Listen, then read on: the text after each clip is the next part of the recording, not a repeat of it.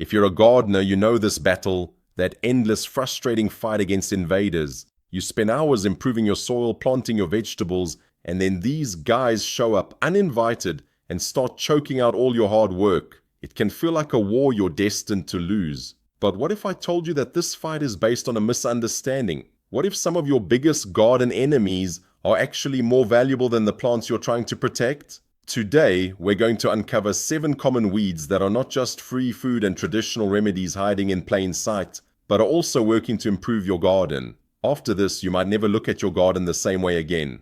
Before we dive in, a critical word of warning. The information here is for educational purposes. Please never eat a wild plant unless you are 100% certain of its identification. Use multiple guidebooks, cross-reference with trusted online sources, and if you have any doubt, just leave it. Always harvest from areas you know are clean and haven't been sprayed with chemicals. Roadsides and industrial areas are not safe places to forage, and if you're trying a new wild food for the first time, start with a very small amount to see how your body reacts. This is not medical advice, and you should always consult a healthcare professional. Now, with that said, let's meet your new garden allies. Number 1. Dandelion, Taraxacum officinale. Let's start with the most recognized, and maybe the most unfairly hated, lawn weed of all, the dandelion. Before you curse its cheerful yellow head, you should know that every single part of this plant is useful. It's easy to identify by its rosette of deeply toothed leaves, which give it its name,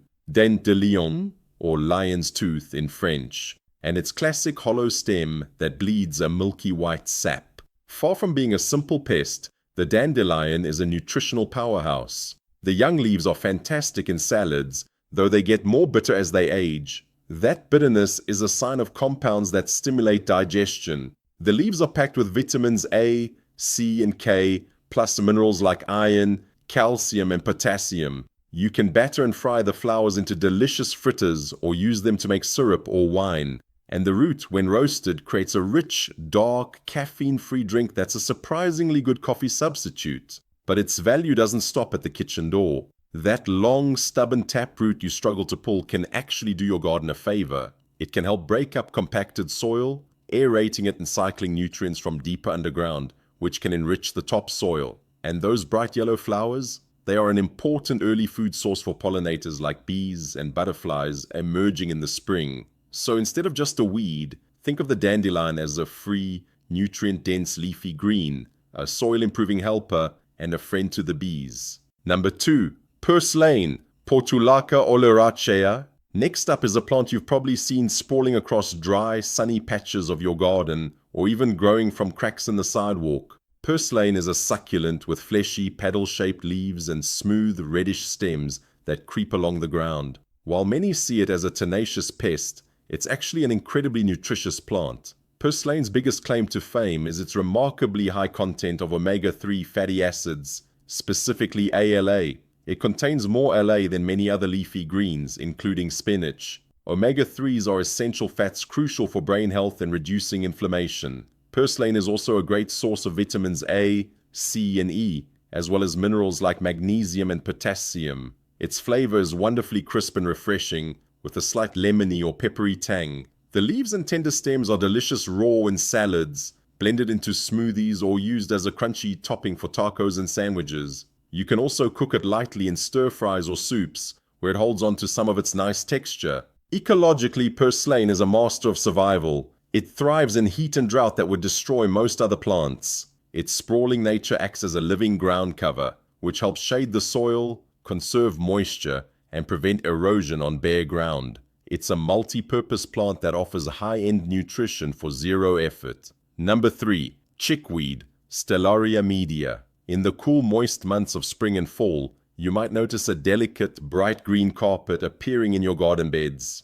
This is chickweed. It's a low-growing plant with small, oval-shaped leaves in opposite pairs along a thin stem. A key identifying feature is a single, tiny line of hairs running down just one side of the stem. It produces tiny, white, star-shaped flowers, which is where it gets its scientific name, Stellaria media. While it can be competitive with small seedlings, chickweed is one of the most tender and pleasant-tasting wild greens you can find. It has a mild, sweet flavor like a cross between corn silk and fresh lettuce. It's fantastic raw in salads and sandwiches. When cooked, it wilts and practically melts, making it a great gentle addition to soups, stews, or omelets. Nutritionally, it's a good source of vitamins and minerals, including vitamin C, iron, and calcium. In traditional herbalism, chickweed is prized for its cooling and soothing properties. Applied externally as a poultice, it's traditionally used to calm minor skin irritations, rashes, and insect bites. Internally, a tea from the plant is sometimes used to soothe the digestive tract, though strong clinical evidence for these uses is still limited. As an ecological partner, chickweed acts as a beneficial ground cover, protecting bare soil from erosion during the cooler, wetter parts of the year. It helps retain soil moisture and provides habitat for beneficial ground insects. Number 4. Plantain. Plantago major. Plantago lanceolata. No, not the banana. This is one of the toughest, most resilient weeds you'll find, growing in compacted lawns and pathways where little else survives. There are 2 common types: broadleaf plantain with wide oval leaves and narrowleaf plantain with long lance-shaped leaves. Both are easily identified by the prominent parallel veins running down the leaves. If you gently pull a leaf apart, you'll see stringy fibers inside these veins. While the young leaves are edible and can be cooked like spinach, their real fame comes from their traditional medicinal value. Plantain is often called the hiker's band-aid for a reason. In folk medicine, a chewed leaf is often applied directly to a mosquito bite or bee sting. It contains compounds like allantoin and aucubin, which studies suggest have anti-inflammatory properties that can help soothe irritation and itching. It's a classic folk remedy, but it is not a substitute for medical treatment for serious stings or allergic reactions. Plantain is also a fantastic indicator plant. Its presence often signals that your soil is compacted and may have low fertility. Its tough, fibrous roots work to break up that hard pan soil, creating channels for air and water to penetrate. By simply being there, it helps improve the soil structure in some of the most difficult areas of your yard. Number 5. Lamb's quarters. Chenopodium album. If you see an upright weed with diamond-shaped leaves that look like they've been dusted with a fine white powder, hold off on pulling it. You've just found lamb's quarters, often called wild spinach, and it's one of the most nutritious and delicious wild greens around. That powdery coating most visible on the youngest leaves is a key identifier. In terms of nutrition, lamb's quarters often outclasses cultivated spinach. It's incredibly rich in calcium and vitamins A and C. It thrives in fertile, disturbed soil, so its presence is actually a good sign that your garden soil is rich in nutrients. Its culinary use is simple. Treat it just like spinach. The young leaves and tender tips are excellent when steamed, sautéed, or added to soups and stews. They have a mild flavor and a satisfying silky texture once cooked. Like spinach, it contains oxalic acid and can accumulate nitrates from the soil, so it's best consumed cooked, especially in large quantities or if you're sensitive. The tiny black seeds are also edible and are related to the well-known quinoa. While other spring greens turn bitter by summer, lamb's quarters remains palatable, providing a steady supply of free, highly nutritious greens throughout the growing season. It's a gift from the garden that asks for nothing in return. Number 6. Clover. Trifolium spp. Almost every lawn has clover, instantly recognizable by its 3-lobed leaves and white or reddish-pink flower heads. For decades it was targeted as a lawn pest, but for centuries before that it was considered an essential part of a healthy lawn. We're finally relearning why. The most profound benefit of clover is its role as a nitrogen fixer. It forms a symbiotic relationship with bacteria in its roots that pull nitrogen from the air and convert it into a form plants can use. In essence, clover creates its own fertilizer and shares it with the surrounding grasses, which can reduce the need for chemical fertilizers and help keep your lawn green. Its flowers are a critical food source for pollinators, especially honeybees and bumblebees. While pollinator decline is a complex issue with many causes like habitat loss and pesticide use, the loss of food sources like clover from our landscapes is a contributing factor. The leaves and flowers are also edible for humans in moderation, often added to salads or used to make a pleasant tea.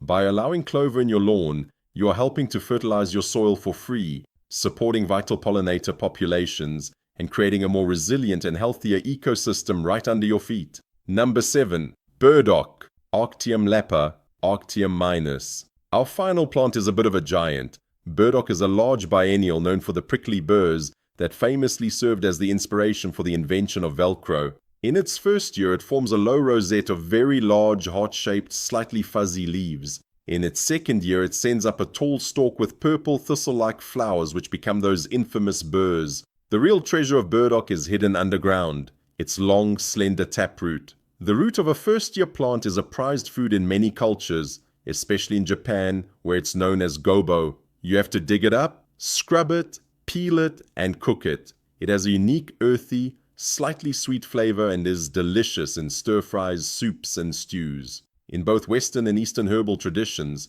burdock root is highly regarded. It has been traditionally used as a blood purifier to support liver function and promote clear skin. While robust clinical proof is still developing, studies show it contains antioxidants and has anti-inflammatory properties. While you may not want a giant burdock in the middle of your tidy vegetable bed, allowing one to grow in a wilder corner of your yard provides you with a traditional medicinal root, a unique vegetable, and another plant whose deep taproot works to break up and aerate compacted soil. So, the next time you head out to the garden, maybe feeling a little frustrated at the sight of these weeds, I hope you'll pause. Instead of seeing an enemy, you might see a delicious salad green, a soothing skin remedy, or a free source of fertilizer. You might see a dandelion helping your soil, a clover feeding the bees, or a plantain waiting to soothe the sting.